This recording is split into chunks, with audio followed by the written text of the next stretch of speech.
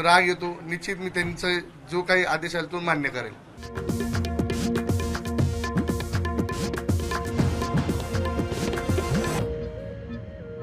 सचिन अहिर इथे येतील आणि ते पत्रकार परिषदेला संबोधित करतील.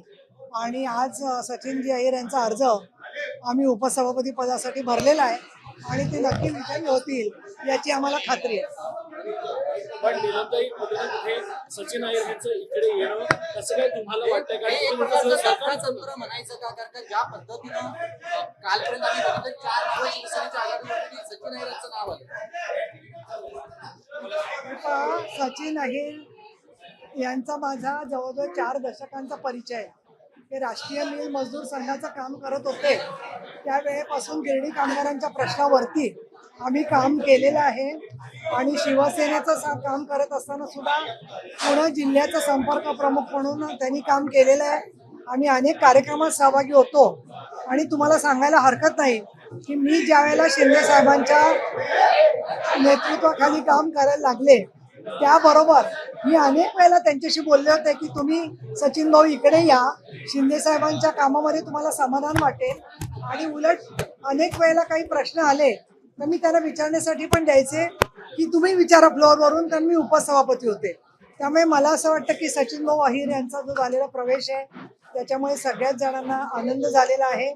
आणि माननीय शिंदे साहेबांचं जे ऑपरेशन टायगर आहे त्याच्यासाठी आम्ही ह्या सर्व गोष्टी ज्या आहेत त्याची कारणं समजून घेऊ शकतो असं मला वाटतं. पण सचिन अहिर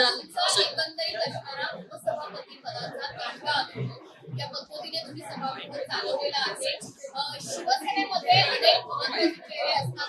सचिन अहिर यांची नेमणूक या पदावरती महत्त्वाच्या पदावरती व्हावी याबद्दल तुमची प्रतिक्रिया काय आहे? आता तुमच्यावर काही जबाबदारी पक्ष महत्त्वपूर्ण जबाबदारी देणार आहे. माननीय शिंदे साहेब जेव्हा एखादा निर्णय घेतात त्यावेळेला त्यांनी जेव्हा आम्हाला निर्णय सांगितला की त्यांना आपण आपल्या नेतृत्वाखाली शिंदे साहेबांचं काम करायचं आहे, अतिशय आम्हाला आनंद झाला.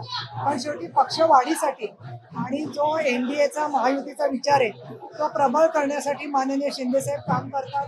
आम्हाला अनुभव जरी भरपूर असला तरी सुद्धा चांगल्या पद्धतीचा उमेदवार निवडणं हे शिंदे साहेब करत असतात आणि त्या दृष्टिकोनातून त्यांनी जी जबाबदारी टाकलेली आहे सचिन अहिर यांच्यावरती ती ते चांगल्या परीने पार पाडतील. मी 2002 ते 2019 17 वर्ष आमदार म्हणून काम केलेलं आहे. शिवसेनेची उपनेता प्रवक्ता म्हणून काम केलंय आणि माननीय शिंदे साहेबांनी माझ्यावर शिवसेना नेता म्हणून जबाबदारी टाकलेली आहे. त्यामुळे विधान परिषदेची सदस्य म्हणून सभागृहात जनतेचे प्रश्न मांडणं, माननीय शिंदे साहेबांनी मला असंही सांगितलेलं आहे की जिथे कुठे तुम्हाला कामात अडचण येईल त्याला मी उपमुख्यमंत्री म्हणून तुमच्याबरोबर उभा असेन. त्या दृष्टिकोनातून अनेक उपक्रम काय करायचे, काम काय करायची याची सुद्धा माझी त्यांच्याशी तपशीलवार चर्चा झालेली आहे. आणि मला असं वाटतं की तुम्हाला महाराष्ट्रामध्ये त्यामधून काय कामाचं योगदान आहे ते नक्की दिसेल. पण सचिन अहिरांची ओळख ही ठाकरेंच्या अत्यंत जवळचे म्हणून झाली होती. अशा त्यांचा आदित्य ठाकरेंना घेण्याचा हा प्रयत्न आहे का? वरळी मतदारसंघाच्या आदित्य ठाकरे निवडून येण्यामागे सगळ्यात मोठा वाटा सचिन अहिरांचा मानला जातो. वरळी सचिन अहिरांनी उभी केलेली आहे. हा थेट आदित्य ठाकरेंना घेण्याचा प्रयत्न आहे. याच्यावर माननीय शिंदे साहेब आणि सचिन भाऊंची पत्रकार परिषद आहे ते याच्यावर बोलतील. धन्यवाद. थँक्यू. सगळ्यात महत्त्वाचं सचिन अहिर यांची उमेदवारी तांत्रिकदृष्ट्या अडचणीत येऊ शकते का?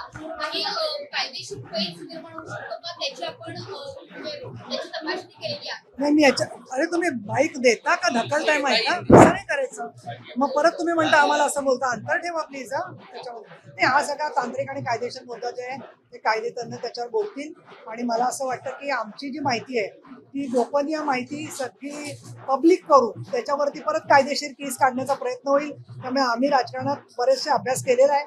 कुठल्याही प्रकारनी तांत्रिकदृष्ट्या कुठलाही प्रश्न येणार नाही असं आम्हाला स्वतःच्या अनुभवावरून वाटतं. म्हणजे तांत्रिकदृष्ट्या कुठेही अडचणीत सचिन अहिर अडकणार नाहीत असं मला अनुभवावरून वाटतं. उपसभापती पद हे पक्षांतर्गत कायद्याला लागू होत नाही अशी देखील एक चर्चा आहे.